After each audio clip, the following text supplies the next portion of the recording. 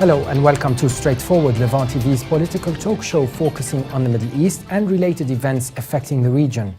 France is emerging from one of its worst security crises in decades after 3 days of terror attacks brought bloodshed to Paris and its surrounding areas. It began with a massacre at the offices of satirical magazine Charlie Hebdo, killing a dozen, followed by an attack on a kosher store in the capital, ending with 2 sieges and a huge police operation 2 days later. But it seems this end would be just the beginning. Let me first welcome our guests here at the studio, British political commentator Mr. William Spring and Mr. Abdullah Al-Andalusi, activist, Muslim activist and debater. Welcome on the show. Before we delve into our potentially controversial discussion, I must say our thoughts go to the free media of France and the world. Here at Levant TV in London, we were perhaps the first to label the Islamic State as a terrorist organization. We voiced concerns over bringing terror back to European soil. And just as we start our discussion, let's have a look at this brief report. Yet another cartoon controversy affected the whole world. The French journey Charlie Hebdo published cartoons of Muhammad, the Prophet of Islam, the Parisian cartoonists that are very well known for targeting all faiths. But in addition to the caricatures of the Prophet Muhammad, another possible motive for the attack that was cited Wednesday is the disrespect of the Islamic State Emir Abu Bakr al-Baghdadi. The Islamic State is an enormous attraction for Muslim extremists in the West. Intelligence experts in the US administration believe that the group is immensely more skilled than Al-Qaeda in terms of recruiting through the social networks. This attack is expected to unleash all the old demons that most Europeans would prefer to ignore. Even in normal times, there are questions regarding the assimilation of Muslim immigrants in Western Europe, the influence of inflammatory clerics on young Muslims, and the extreme responses by all streams of Islam to any insult. The Jewish community seems to be on the list time and time again. Attacks committed by Muslims with French citizenships were carried out by fighters from Syria, like last year witnessed an attack on the Jewish Museum in Brussels, or by criminals who had undergone an ideological radicalization like those who attacked the Jewish school in Toulouse in 2012.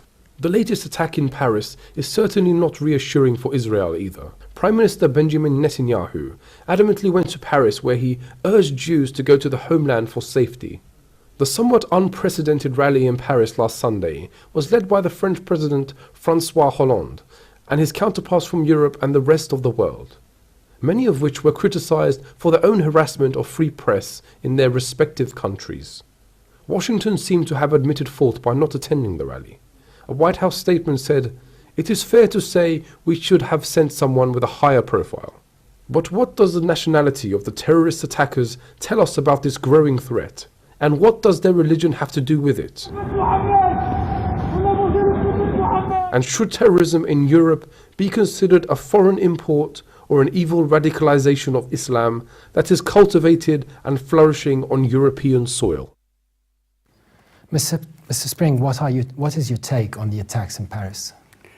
I think it's a consequence, in many respects, of UK and US foreign policy. When you say consequence, does that justify the act? Not at all. No. What I'm saying is we had a foreign secretary here, William Hague, who did all he could to encourage people to go to Syria to fight President Assad. Now, the West, for some reason, Monsieur Hollande and the new government of Britain, they have taken the view that they must get rid of Assad. It's a psychopathic view. They don't seem to have any rationality behind it. And in that sense, they are saying to the Muslims, we're on your side. But what and about, you should be what on about our the side. act of killing free journalists there, satirical cartoonists? Well, number one, I don't regard Hebdo in one sense as a satirical magazine, not in the English sense, because satire is not insulting your opponents. It's much more subtle than that. But Europe is not about English standards in media. No, but we know a lot about satire. And I mean, we've got our own satirical magazines, which are fairly well written. Charlie Hebdo seemed almost like a comic, but howbeit, with extremely inflammatory comment. what one says in England is you never really insult the other chap's religion. Well, that's British political correctness, Yes. of course. Abdullah Al-Andalusi, where do your thoughts go upon these events, and why does it seem like democracy, it tends not to be compatible with many versions of Islam? I don't think it's the case that Islam mandated the killing of people merely because they portray a depiction of Prophet Muhammad. We don't believe that non-Muslims should follow Islamic theological edicts on the issue of the portrayal of prophets. Certainly Jesus and Moses are also prophets of Islam as well. But rather, I think that the issue is a part to do with certainly foreign policy. These were two Al-Qaeda trained individuals. They were trained outside of France, and they were sent into France, so to speak, with a mission to achieve as part of Al-Qaeda's international objectives. So certainly foreign policy is the key. That these were not lone wolf, do-it-yourself terrorists. And secondly, the Muslim but community in they are France. French people, though. They are French citizens. Well, as I said, secondly, the French community feel under siege by the Islamophobia, by the demonization, the discrimination, the laws that deny them the equal freedoms. They can't pray in public. Women can't wear niqab. They can't wear hijab in schools. They're banned from doing protests, pro-Palestine protests. France, it doesn't believe in free speech, and it strongly discriminates the Muslim community. So out of that milieu of anger and hatred, there are many people who are going to react, and unfortunately, we see the events occur. And this is not the first time that minorities, you've had criminal elements in minorities in Europe who've reacted to the persecution of these minorities. But back to democracy, specifically democracy, you said France doesn't have a notion of free rights.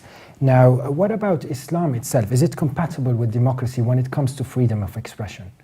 Well, firstly, I think the question is democracy compatible with freedom of expression? That was initially. Certainly, yes. Certainly, the majority, the taboos of the majority outweigh the taboos of the minority, and I think you see this hypocrisy. Is why you see hypocrisy throughout many Western governments in terms of how they silence some minorities and they allow majorities to demonize and so on. But we see that in the East as well, under the caliphate of the so-called Islamic State. We see minorities not only harassed but brutally murdered. So, but this is not a duly constituted state. These are militias. They've got into power, and it's a war zone basically. It's an ongoing war zone there. There are many people don't talk about the Islamic groups in Syria which don't attack minorities, which don't attack Christians, which don't attack others. And but we always focus on ISIS. Why not focus on the majority of armed Islamic groups who are fighting Bashar al-Assad, who don't attack minorities? Regardless from the situation in Syria, it takes just a couple of Muslims for a big disaster to happen. That's why Islam is not targeted, but it's in the spotlight.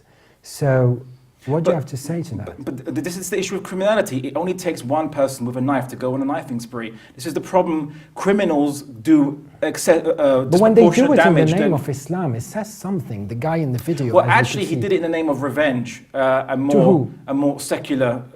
Revenge for the Muslim community as a community, which I don't think as Muslims we should take revenge. I think revenge is for God, but. They stated why. They say it was revenge.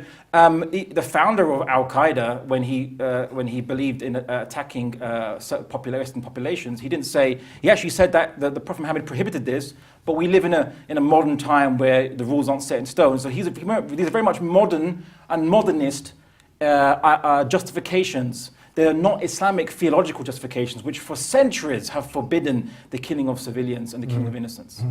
Mr. William Spring, to what extent do you buy into the rhetoric that the cause of what is happening now in Paris and in the West generally is a consequence of fighters going to Syria, getting training and coming back?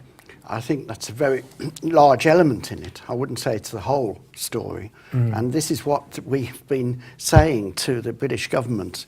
They've sown the wind, they're reaping the whirlwind. They are the ones who have encouraged a postmodern view of the world in which violence against totally innocent people is acceptable. Tony Blair, the Labour Prime Minister, was the one who went into Iraq, killed hundreds of thousands of people. And this is supposed to be something we should be proud of. Of course we're not.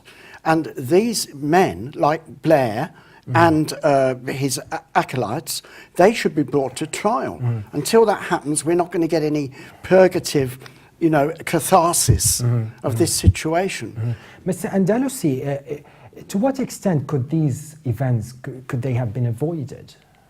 Well, I think they could have been avoided primarily with the French government, UK government, and US and many such Western governments not engaging in military operations in the Middle East, bombing and attacking other people's countries. But then again, we're getting back to sort of indirectly justifying. No, well, it's not justifying. It's about dealing with causes.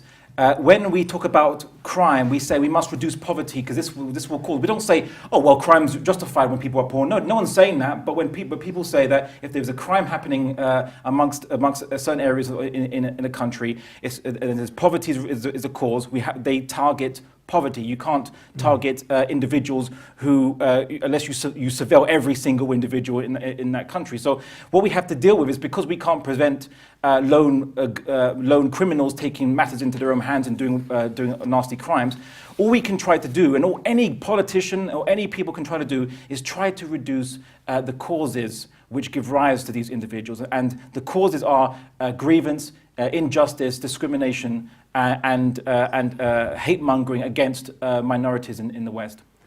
And as Islam has different factions and it can include different rhetoric, it's only fair to try and learn more of how they view these attacks in a democratic world. We are now joined by British lawyer and Muslim activist Anjem Choudary. Mr. Choudary, could you elaborate more on your recent tweets upon the Paris shooting? Upon the shooting? The Paris shootings. Yes, I mean, what I think that we need to understand in Islam is that there is a science called ikhtiyar, which is called assassination. And there are a number of people, really in the time of the Messenger Muhammad, sallallahu alayhi wasallam, like Ka'b ibn Ashraf, Abu Rafi al-Yahudi, Khalid ibn Sufyan, Asma bint Marwan, etc., who used to insult the Nabi, sallallahu alayhi wasallam, and whom he asked to be killed. Now the question is, but that was back then. It was a power game back then for the Prophet. Finish my sentence, that would be helpful. Of course. Some of them were killed, in fact, and then the Prophet sallallahu alaihi wasallam was informed and he consented, and others he sent them, in fact, to assassinate. Now the question is, obviously, I believe that this should be done by an Islamic State after being tried by a Sharia court. And then after that, if the penalty is fitting, then it should be implemented. But because of the narrations that have been related authentically from the time of the Prophet, there are some people who believe that the individual can fulfill it because the honor of the Prophet belongs to all of the Muslims. Now, this is obviously a very serious issue because the value of the honor of the Prophet is something which is a matter of life and death for the Muslims. But back to your tweets, Mr. Choudary, back to your tweets upon the events. Yes, what about them? You tell us. Well, this is what I'm trying to tell you. I'm trying to explain to you this topic is obviously extremely serious, and it is a matter of life and death, and that's why people have fulfilled this before. We saw it with Theo van Gogh. Obviously, people want to get hold of people like Salman Rushdie and others. So I'm basically explaining to you the Islamic jurisprudence. The problem is the vast majority of the people sadly will never get these sciences unless they study with ulama al-haq like Sheikh Abu Bakr Muhammad and others who will teach you things you will never see. I had a debate with one man from Muslim Council of Britain. He never even heard of the topic, let alone the examples. So obviously people speak from their own desires. They don't know what the Islamic ruling is.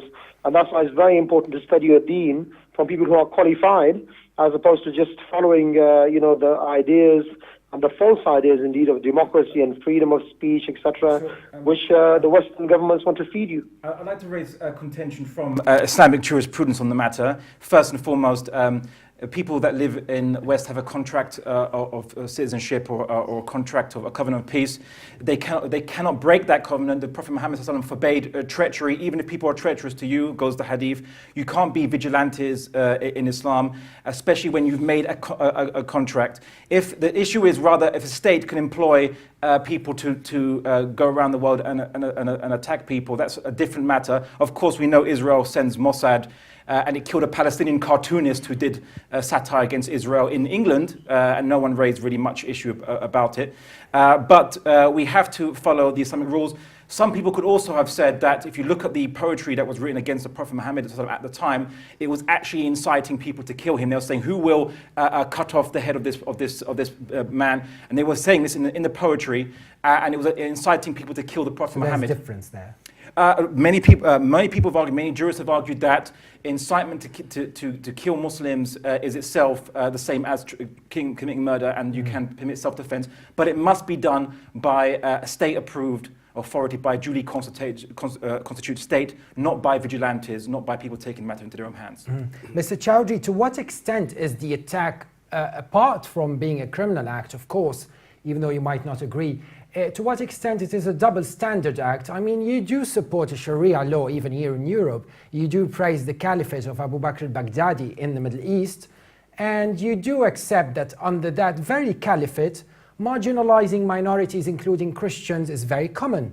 So if that caliphate called the Islamic State is ideal, why don't you tolerate what you call harassment of Muslims in the West, particularly France, known for a very well-established Christian history?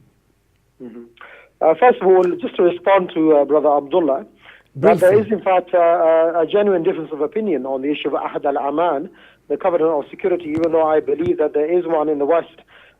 There are many people who don't believe there is one. For example, the Shabab and obviously Al-Qaeda and even the Islamic State. So this is a difference of opinion that we have to embrace and understand why people do certain actions. And obviously the sanctity of an individual could be lost even though the covenant could remain. So it could be that there could be a certain permit to do certain thing, but your covenant obviously will remain with the people at large. So not according to Islamic law, brother. These are the detailed rules of the covenant of security. Which let's move on to my question, please. Broad brush strokes and just put everyone on the same category. The Quran clearly says that if you fear treachery from people, you return back their covenant to be on equal terms.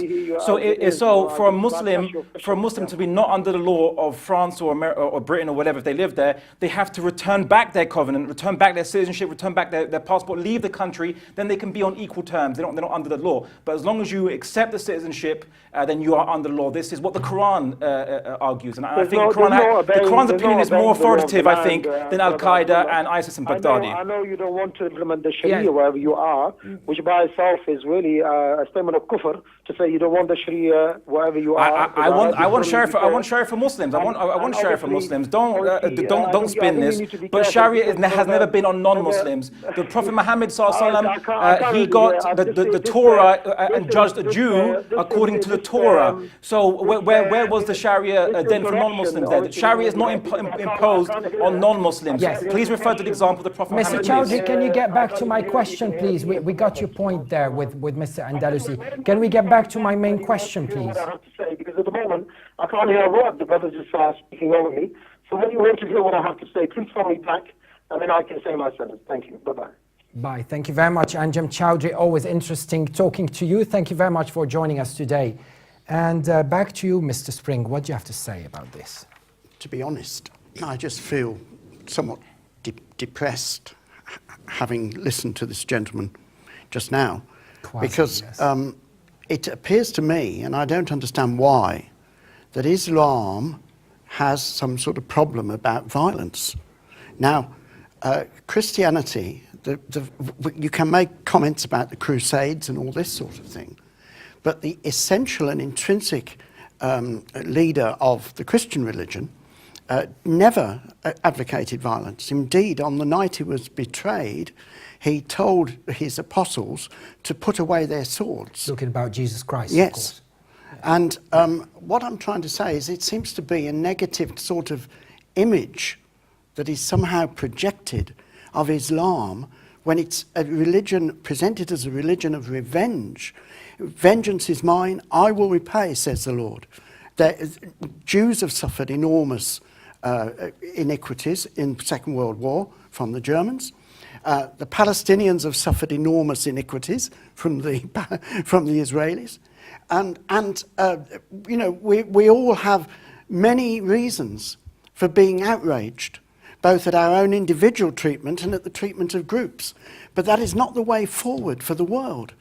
We need a new type of thinking. May I just put, I mean, all due respect to obviously Christianity, Christian religion, Jesus, he did get violent. He got violent once on the moneylenders who were in the temple. He took a whip and he whipped them out. When he comes back, he won't be Mr. Nice Guy. He will bring a sword and he will massacre disbelievers and so on and so 2,000 years forth. back, perhaps. In Saudi yesterday, they were slashing people for blasphemy. Not just blasphemy, just for arguing. I know, but the New Testament also says that all scripture is useful for Yes. teaching and instruction in righteousness, including Old Testament laws of how to treat and politics, which Christians referred to in the Middle Ages, the Old Testament laws on how to treat criminals, blasphemers, heretics. So there is that issue from Christian interpretation. But the issue with Anjem Choudary or and certain terrorist groups, it's not Islam that motivates them to do these crimes. Osama bin Laden himself was asked by Al Jazeera journalists about the matter, and he goes, yes, the Prophet Muhammad did forbid the killing of innocents and so on, but it's not set in stone. This is what he said.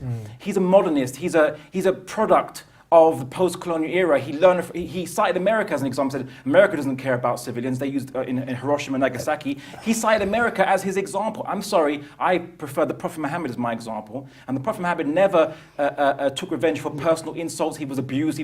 Garbage was thrown on him.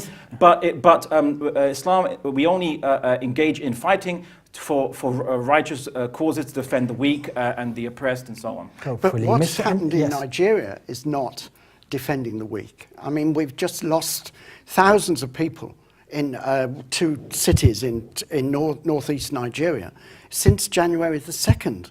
The whole city or village or town has been virtually eradicated, and at least 2,000 people probably have been killed. This is according to Amnesty International. So what appears, now of course this isn't in the West. The West is more concerned with some journalists in Paris than with thousands of people in Nigeria who are facing terrorist outrages. In Central Africa, there are Christian militias massacring Muslims by the thousands, as well as Kony, the Lord's Liberation Army, who's a cannibal and uses Bible verses. You can find these are militias who are adopting the cloak of some kind of superficial justification from whatever is there in their culture, but they are still militias and warlords, and that is the primary model to understand them. Boko Haram seems to be a state of its own, with its own caliphate in Central Africa. Let's try and stay in Europe. Mr. Andalasi, many Muslims suggest that they're not 100% comfortable in their own skin on European soil and the West in general. We're not talking here about Middle Easterners and North Africans only, but in generally Muslims, even Asian Muslims, obviously. So what's the alternative for Muslims in the West? Well, I mean, there was a recent survey. There are many British Jews report not feeling comfortable in Britain due to the rising anti-Semitism. I'm talking about right? Muslims. We'll come back to the Jews. The issue is we're too focused on it being Muslims and, this has never happened before. This has happened so many times in European history in exactly the same circumstances, with exactly the same things being said, and so on. And it's just a repetition of history. The reasons why Muslims are feeling uncomfortable now is not because of Western values or particular culture. It's because they're being denied rights. They're being arrested for expressing their opinions. Like Azhar Ahmed expressed his opinion. He was denied free speech. Samina Malik wrote a poetry, didn't even publish. She was convicted for that poetry of glorifying terrorism.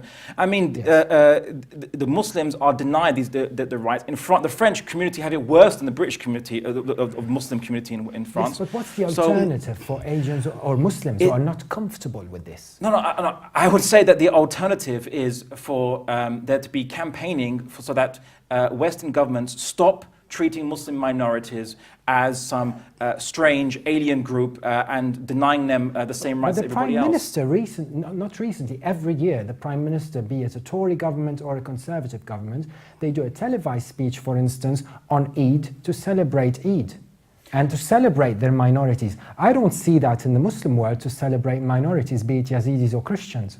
Okay, firstly, many Muslim countries, certainly Arab countries as well, Arab Christians and Muslims do celebrate mutually festivals together and so on and so forth. But that's not that we can't make a generalization on that, and the opposite is actually the case. But I would prefer that the politicians are silent during Eid and give me the full freedoms of everybody else, rather than be offering congratulations during Eid, but denying my freedoms in the rest of my life. Why shouldn't Asia Bibi be given freedom? She's in Pakistan, which is supposedly a law-abiding state.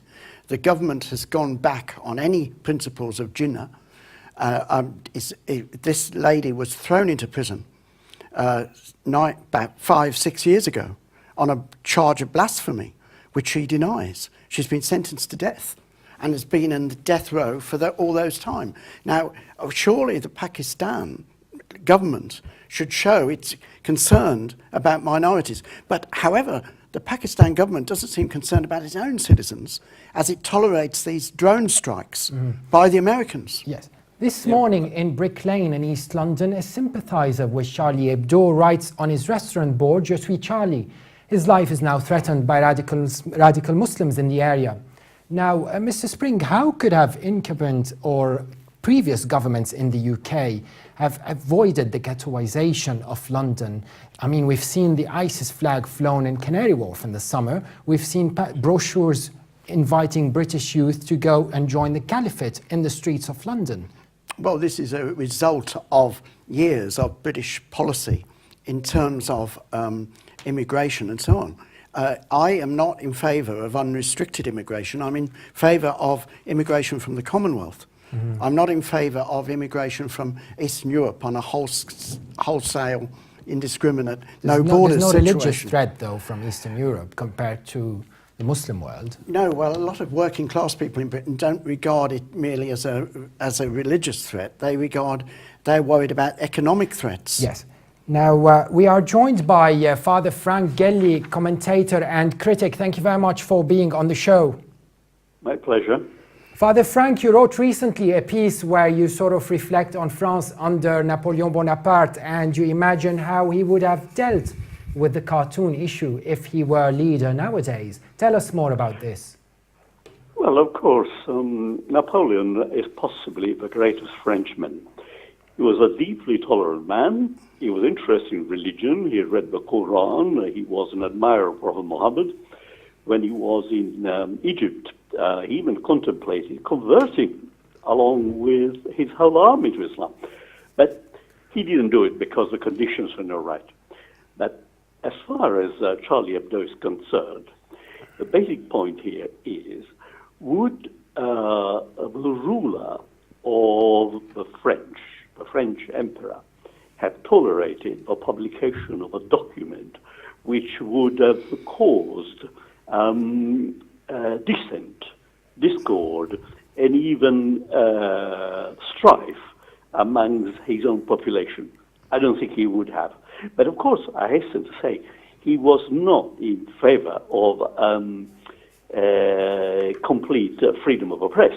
So the dilemma here is, can we have total freedom of the press with consequences such as we've seen, or do we have a paternalistic regime like the one of Napoleon? Well, not exactly like him, which actually monitors and censors what is being published.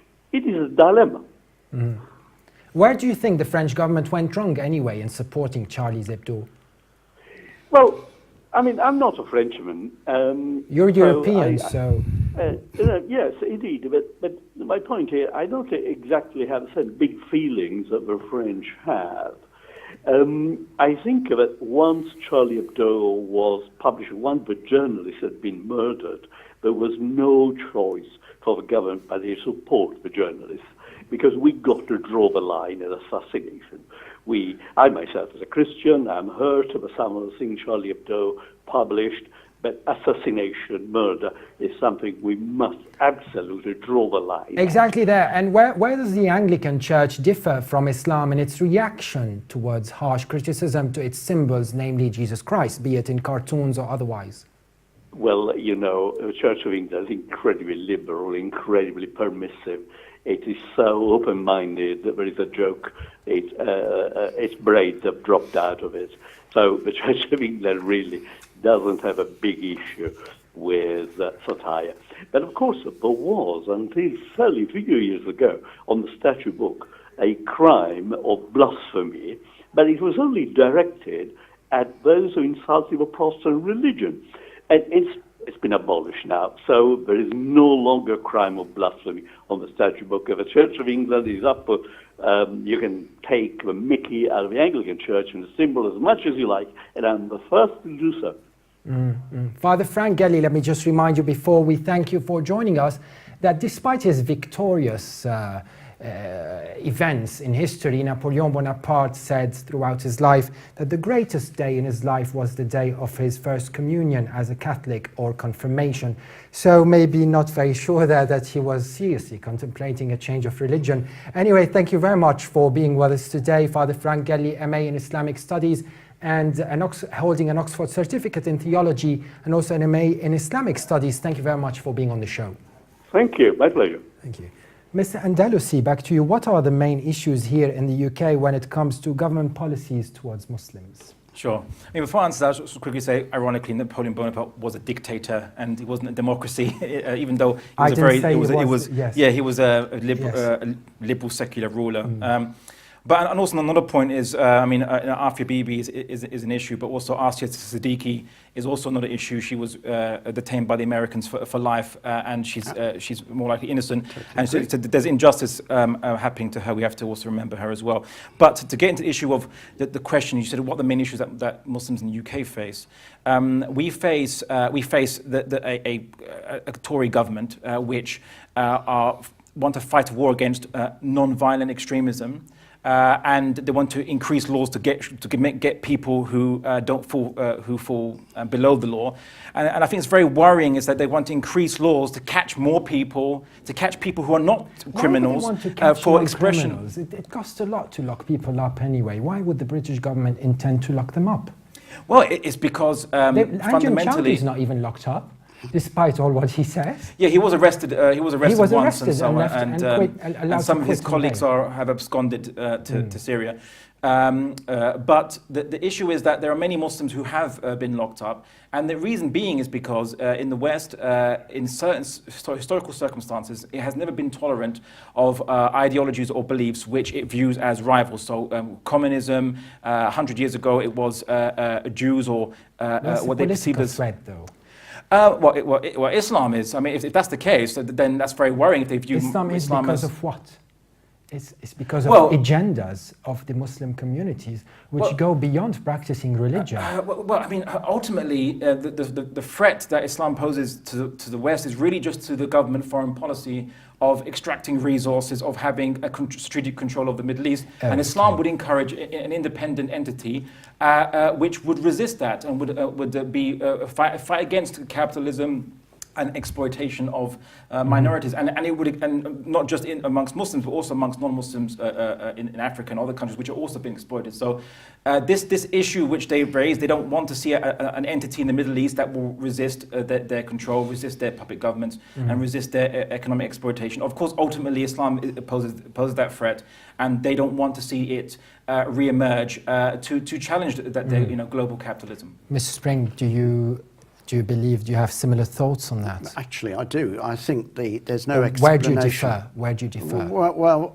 I differ on the grounds that much of the anti-libertarianism of certain groups or certain individuals in the Islamic community seems to derive from authoritarianism per se, which is in turn sanctified by their holy texts. Now, I'm opposed entirely to the British government. For example, they brought in a statute, make it a criminal offence, to glorify terrorism. And I think that was a dreadful event because that was the beginning of dictatorship. Or, in fact, not the beginning. It was quite a long way down the road by the time they brought that in. And Theresa May, I think, I'm not sure whether it was Theresa May or the other woman before here. Yes. But we're in a dreadful situation because what we've got is a complete failure of the secular experiment in the West. We've had a secular experiment now, which has failed. Would it have been better to get back to religion? Well, I think that England was a happier country when we knew you know, when we knew where the Queen was, we knew our place, if you like. And the religion of the country was more or less uniform. It was Christian, and there were Catholics, whatever. But there wasn't. What happened in France is very different, though. France divided immediately after the revolution into two groups: the clericalists and the Robespierre-type people who believed in, you know, killing off the clericalists and destroying the church. And they invented terrorism. The actual word was invented by them, terrorism, ruled by terror. The secular revolution introduced that. And now we are joined by Arzu Mirali, Head of Research at the Islamic Human Rights Commission in London. Welcome to our discussion on Straightforward Levant TV. Mrs. Mirali, the IHRC has formally discontinued its long-standing policy of engaging in government anti-terrorism consultations. Tell us more about this news, and why did you choose this timing particularly? The decision we actually made towards the end of last year, looking at the new bill that was currently being, speed pushed through Parliament. It's actually going to be law probably by the end of this month, which is incredibly fast for something that was only mooted, a few weeks back. We've always opposed all the anti-terrorism laws that have been implemented since we've been an organisation, which is since 1997. And in fact, that year, there was the first of this kind of raft of anti-terror laws introduced. Do you say all terror laws, even those affecting or the ones that are crucial for the security of Britain? Well, we argue they're not crucial for the security of Britain. What they are doing is making it incredibly insecure. They have eroded civil liberties. They've created a third tier of the legal system, which really only affects Muslims, and it's subpar. It holds Muslims to a different level of accountability, and it also has lower burdens of proof, etc., etc., etc. And we've basically sleepwalked into a police state, and we got to a point at the end of last year where, although we have been repeatedly submitting our points, our objections, etc., to different consultations, we began to realize that this process in itself simply just legitimates the fact that the state has been out of control in implementing these laws, and that really what we need to campaign for. Mr. Spring here would like to interject and tell us more about this. I'm clear that the state is out of control.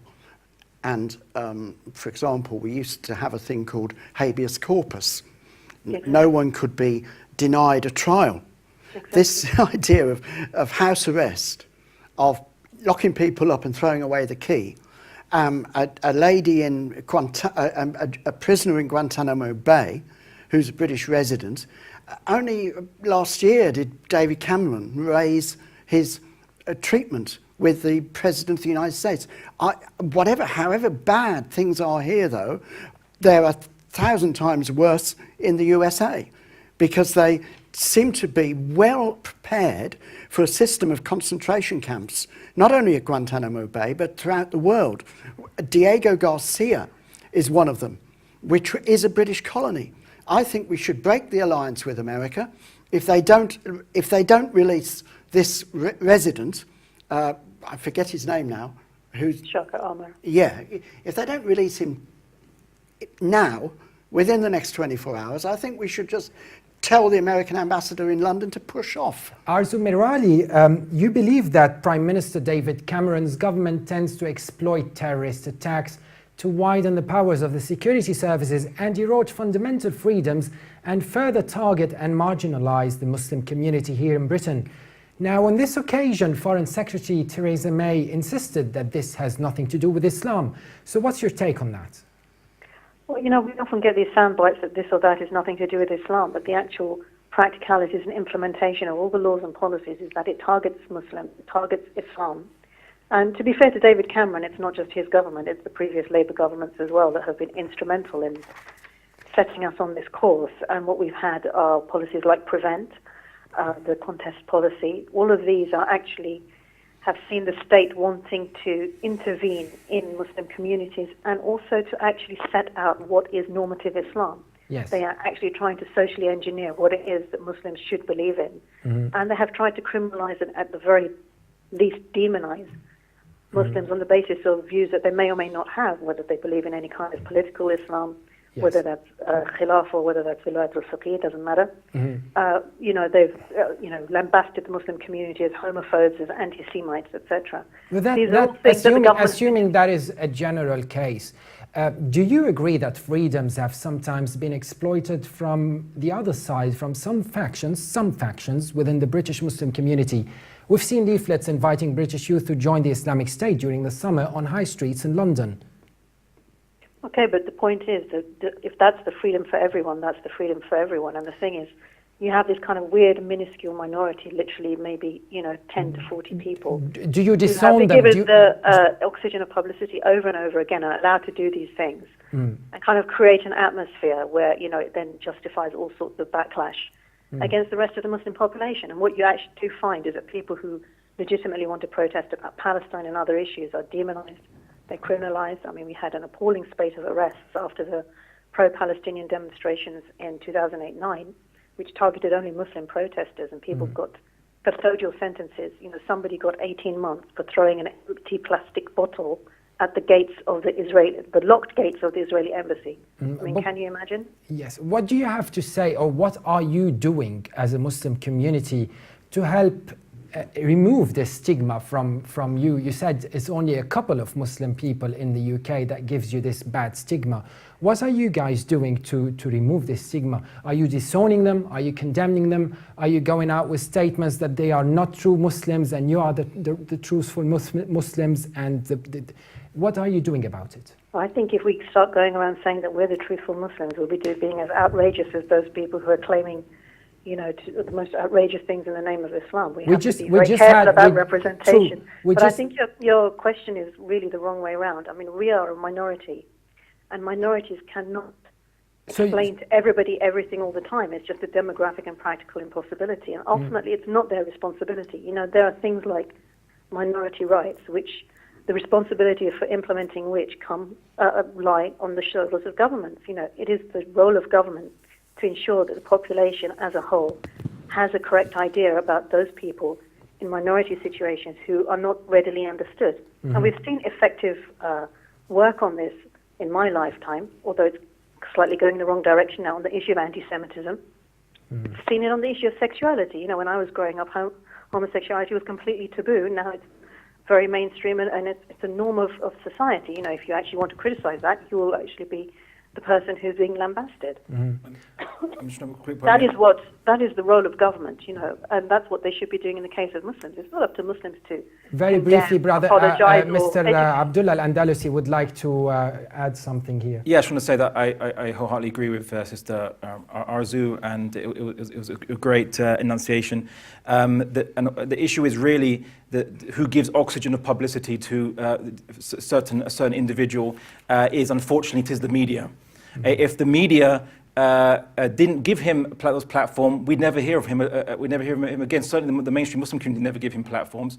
So the only people who are giving him platforms are the mainstream media, and then these same media ask Muslims, "What are you doing to reduce his voice?" But if they are in the streets of London in massive demonstrations, don't you expect the media to talk to them? Massive? What? 30 people? 20 people? I can have a wedding celebration with more invitees than he has members. How does the West differentiate? They think they're all Muslims. You cannot blame. Can you blame the West for not differentiating? I think that's no, really... you can't, blame ordinary people. Sorry to interrupt you, Brother Abdullah. Right.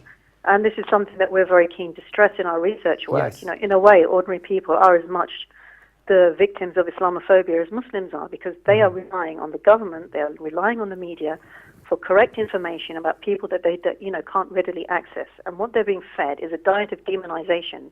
I mean, how is it that anyone can say there are masses of people supporting people like this? 20 or 30 people.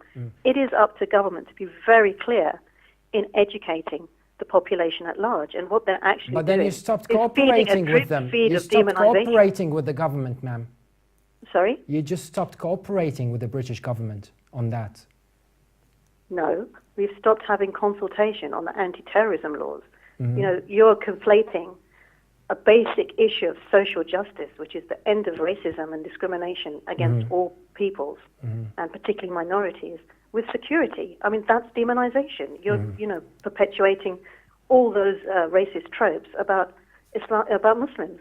Arzu Merali, also co-founder of the Islamic Human Rights Commission, thank you very much for joining us today. Thank you.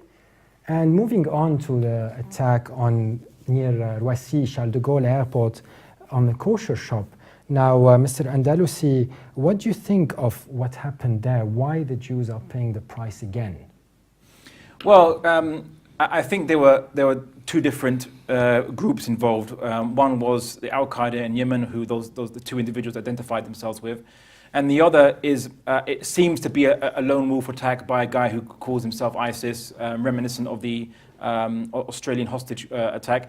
And anyone who knows about ISIS and Al-Qaeda know that they don't like each other very much. But what do the Jews represent to such a radical, like the people who did the attack on the kosher store, or even on Charlie Hebdo? How do they see a Jewish community? Well, I mean, first and foremost, Muslims and anyone shouldn't be attacking any minority or any people or any even majority even at all whatsoever. And there's no justification. No one's talking about this. But if you look at the group that the individual identified himself with, ISIS and so on, these people don't follow necessarily a rational view of the world in terms of problems and issues. So their attack on Jewish community was perhaps them conflating Zionism and Israel with them. And they're different things. Judaism is a different thing to Zionism, and you shouldn't conflate it. And even if they were Zionists in France, I just want to add, it doesn't mean that a person can be vigilante and kill them anyway. So I'm not saying that either, but I'm saying that basically that they've distorted in the Jews with Zionism, and they've went after to attack them illegally in the first way, even if they weren't Jews and Zionists. But the conflation makes it even worse because it's not accurate anyway, and it was wrong. Well, yes, I think it's extraordinary though that march in Paris, that at the head of the march, or one of the leaders of the march, was Netanyahu, who only a few months ago was knocking hell out of Gaza with very little consideration of women and children in that limited space where he's sending his American jets in to bomb. And it's just amazing. And I think that it was good that, in one sense, that there was Jewish representation. And you've got to remember that the anti-war movement, which I was involved with, always had a Jewish representation, with Orthodox Jews, Muslims, Christians, those of no faith whatsoever. We all gathered at Hyde Park to protest, millions of us, against the war in Iraq. Now, what we need to do, I think, is reconstitute that coalition. Mm-hmm. And as the Jewish community in France is yet another time targeted, this time with 4 civilians killed at a kosher store, let's talk to Mr. Richard Millett, journalist and political commentator who happens to be Jewish. Mr. Millett, first let me extend our sympathy over the shooting. Mr. Millett, BBC chief Danny Cohen said, "Anti-Semitism makes me question Jews' future in the UK. I've never felt so uncomfortable being a Jew in the UK as in the last 12 months, unquote. Mr. Millett, what is the general sentiment today amongst the Jewish community? Yes, thank you for having me. Well, as we've just heard from your colleague there from the Stop the War movement, it's those kinds of sentiments that makes it very uncomfortable being Jewish in the UK these days. There's this kind of, we love Jews, but we hate Israel, that we hate Zionism. Well, actually, Zionism and Judaism are quite close. Many Jewish people around the world are, in fact, Zionists, are, in fact, supportive of Israel. But it's the Stop the War movement. It's the sentiments of many British MPs who are anti-Zionist, which is, to a certain extent, very, very anti-Semitic, very, very anti-Jewish, because anti-Zionist means that... Yes, let me just clarify, Mr. Millett, that we don't have any guests from Stop the War Coalition. That would have been Mr. Abdullah Al-Andalusi speaking, and he's an Islamic activist. But anyway, back to my question, Mr. Millett, how would you compare, and do you think the BBC chief's quote was quite sinister back then? I mean, why would he say so? Would you concur? Well, I mean, there are many Jews who are very scared of being in Europe at the moment. Tell us more why. because as you've just seen what happened in France. And But he France said it before. Let's go back to December. Well, France isn't that far away from Britain, and not just what happened in France last Friday, but 2 years ago, 4 Jewish people were killed outside a school in Toulouse. In 2006, another Jewish Frenchman, Ilan Halloumi, was kidnapped and tortured to death. And France isn't very far away from London, and there have been rising anti-Semitic, anti-Jewish attacks in Britain, which have been caused by sentiments of those from people who do represent the anti-war, Stop the War coalition, because these people are very, very anti-Israel, very, very anti-Zionist. And now, we've seen that the Muslim community is offended by comments or by cartoons that have been portrayed in the media, but people are freely expressing in Britain very, very hostile comments to Israel and towards Zionism. And Jews, on the whole, not all of them, but many Jews, the majority of Jews, are very supportive of Zionism and are very supportive of Israel. I have to interject. First and foremost, I don't think all Jews support Zionism. I think I didn't say they did. Sure, fine. There are Christians who are professed to be Zionists, so there is no intrinsic connection between the political ideology of Zionism and a race or religion or Judaism or Jews. There is no intrinsic connection, and I think many Jews would be very offended to say that they're not real Jews unless they support Zionism and so on. In fact, before World War II, the majority of Jews didn't believe in Zionism. It's a very secular, very recent and modern ideology, and not historically reflective of Jews. But I will say this: I think it's a bit rich, perhaps, him talking about freedom of expression or freedom, when we know that many things in France were banned, considered to be anti-Semitic gestures, anti-Semitic cartoons, anti-Semitic comments. Even in England,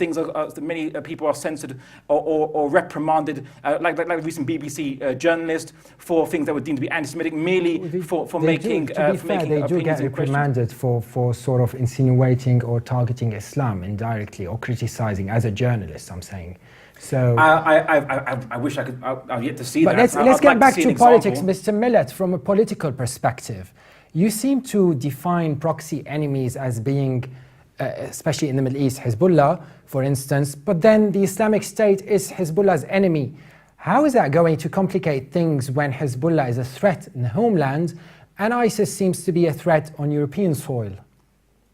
Well, I mean, they're all terrorist groups. ISIS, Hezbollah, Hamas, these are all recognized terrorist groups, and they are fighting each other at the moment, and there are problems with that because the likes of Hezbollah complicate things by getting involved in Syria, and they are supporting a regime of another country against But why does ISIS target Jews in Paris while basically they haven't targeted Israel in the Middle East?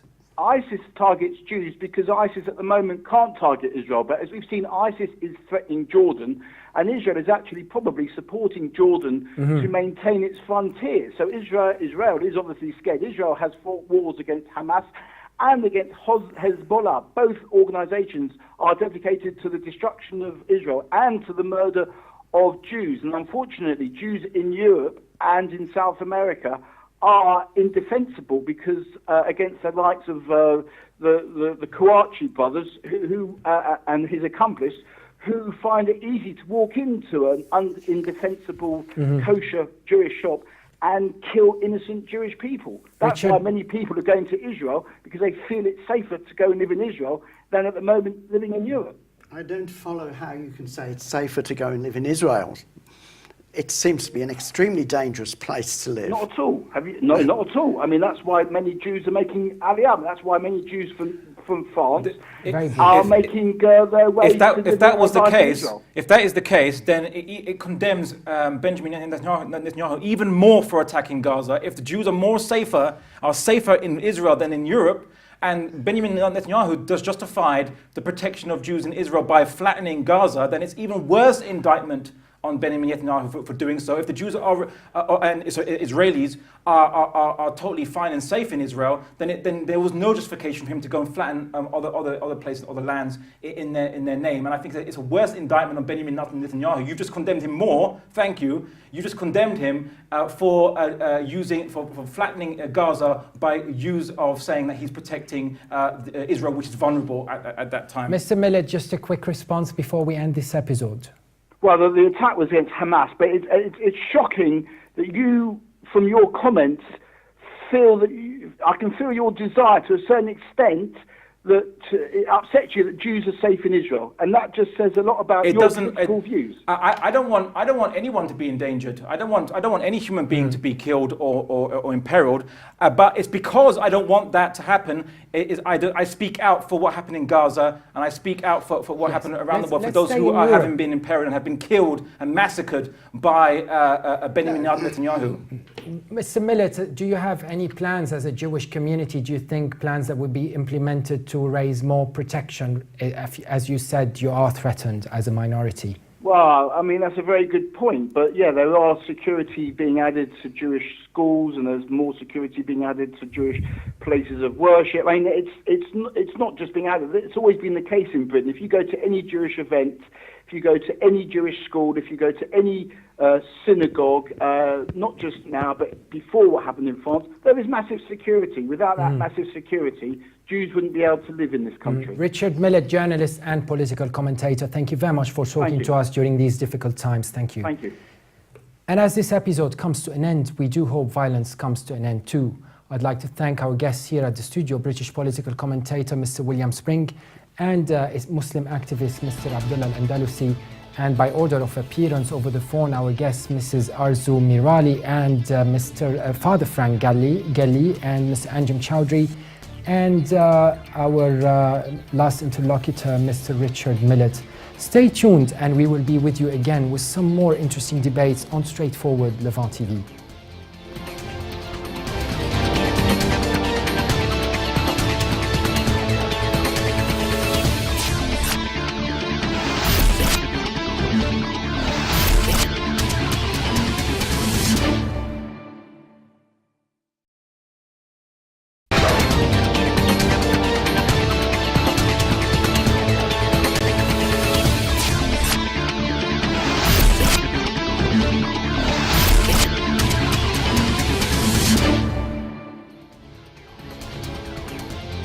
Hello and welcome to Straightforward, Levant TV's political talk show focusing on the Middle East and related events affecting the region.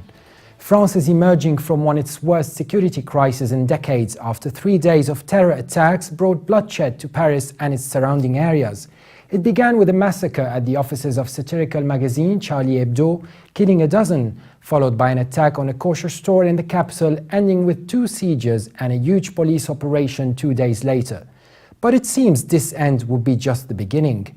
Let me first welcome our guests here at the studio, British political commentator Mr. William Spring and Mr. Abdullah Al-Andalusi, activist, Muslim activist and debater. Welcome on the show.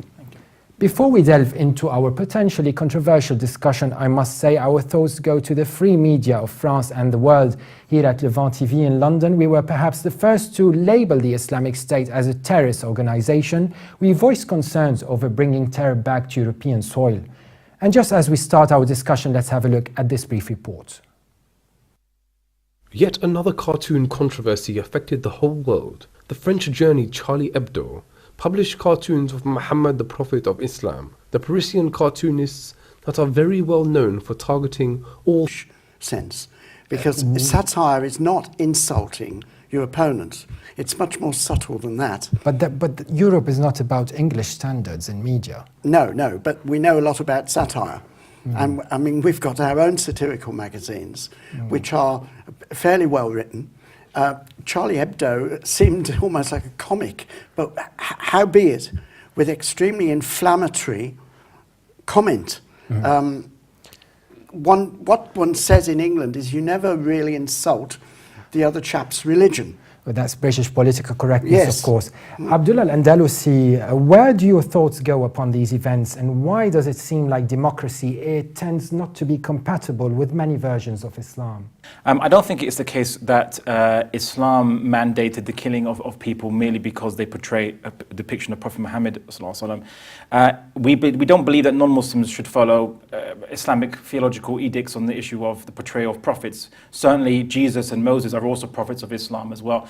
But rather, I think that the issue is a part to do with certainly foreign policy. These were two Al-Qaeda trained individuals. They were trained outside of France, and they were sent into France, so to speak, with a mission to achieve as part of Al-Qaeda's international objectives. So certainly foreign policy is the key. That these were not lone wolf, do-it-yourself terrorists.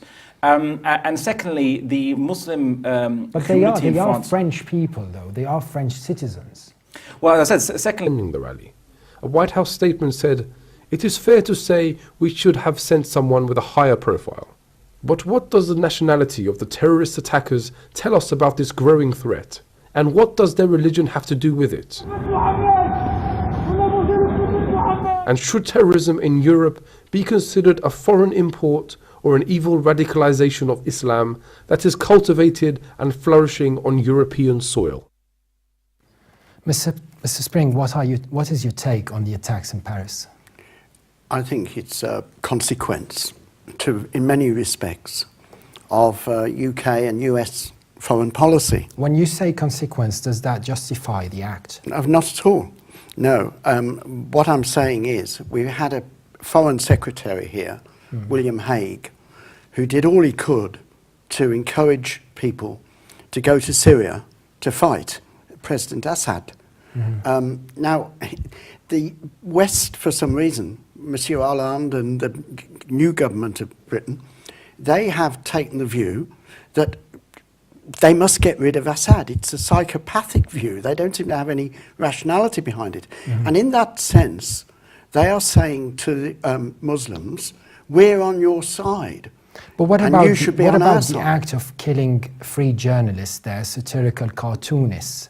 Well, number one, I don't regard Hebdo in one sense as a satirical magazine, not in the English. the French community feel under siege by the Islamophobia, by the demonization, the discrimination, the laws that deny them the equal freedoms. They can't pray in public. Women can't wear niqab. They can't wear hijab in schools.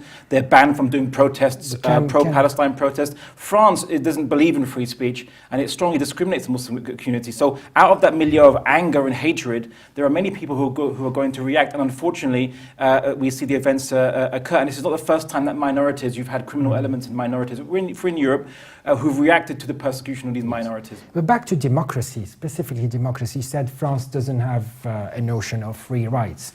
Now, what about Islam itself? Is it compatible with democracy when it comes to freedom of expression?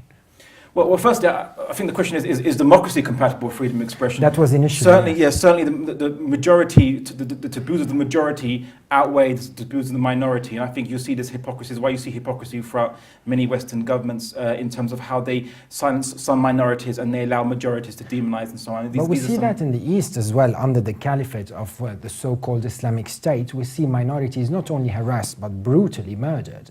So, but this is not a duly constituted state. These are militias. They've got into power, and it's a war zone basically. It's an ongoing war zone there. There are many people don't talk about the Islamic groups in Syria which don't attack minorities, which don't attack Christians. Faiths. But in addition to the caricatures of the Prophet Muhammad, another possible motive for the attack that was cited Wednesday is the disrespect of the Islamic State Emir Abu Bakr al-Baghdadi. The Islamic State is an enormous attraction for Muslim extremists in the West. Intelligence experts in the US administration believe that the group is immensely more skilled than Al-Qaeda in terms of recruiting through the social networks. This attack is expected to unleash all the old demons that most Europeans would prefer to ignore. Even in normal times, there are questions regarding the assimilation of Muslim immigrants in Western Europe, the influence of inflammatory clerics on young Muslims, and the extreme responses by all streams of Islam to any insult. The Jewish community seems to be on the list time and time again, Attacks committed by Muslims with French citizenships were carried out by fighters from Syria, like last year witnessed an attack on the Jewish Museum in Brussels, or by criminals who had undergone an ideological radicalization like those who attacked the Jewish school in Toulouse in 2012. The latest attack in Paris is certainly not reassuring for Israel either. Prime Minister Benjamin Netanyahu adamantly went to Paris where he urged Jews to go to the homeland for safety.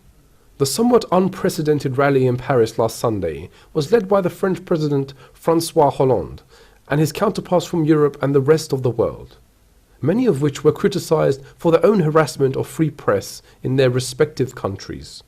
Washington seemed to have admitted fault by not attending